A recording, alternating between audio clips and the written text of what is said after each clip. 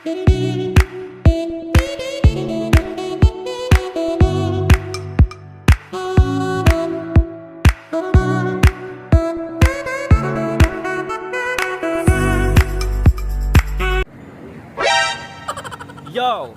Nangita ba kag sakyanan nga barato? Affordable sa bulsa ug masaligan? Ayaw nagduha-duha. Bisita na sa Jan Group Trade Corporation located at El Salvador, Misamis Oriental. So welcome to Jan Group Trade, no, mga kaigsunan. So karon natay bag-ong abot karon nga container, no. So atong i-check karon dito, guys. So para inyong mahimbalan karon ang mga bagong abot nato nga mga item from Japan. So let's go.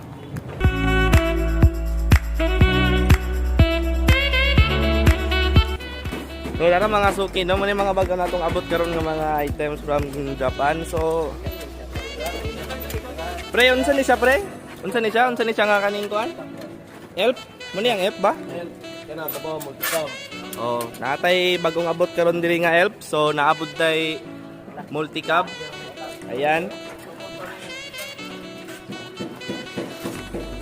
So actually duha na sila ka buok nga giabot karon. So late naman gud giabot, guys. Muna mo rin ako na video, no.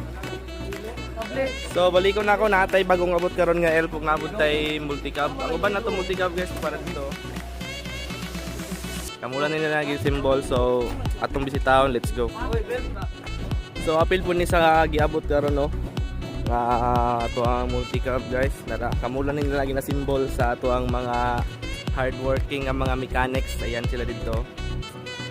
Laban lang mga pre. And we have display of wagon here, mga suki, no. Tara, oh. Pakitaon ta mo, ha. Ayan. Naapatay dagan nga wagon. Pwede pa nato ni siya mapilian dire. Bisita lang sa Jan Group Trade located at Mulugan, El Salvador, in front of Pag-asa 2, no. Makita na niyo na sa Google Map. So ayan. Naapatay mga display dire. Kana wagon dito. O dito lapit mga suki, dito nakakuha na to ang mga truck. Isuroy na tamo dito niya. So karon ato sa ning ipang view ang ato ang mga nabilin nga mga wagon. So tara. So ayan. Ayan ang ating mga wagon. Tara. Magagmay naman yung mga diferensya, guys, no. Ayan.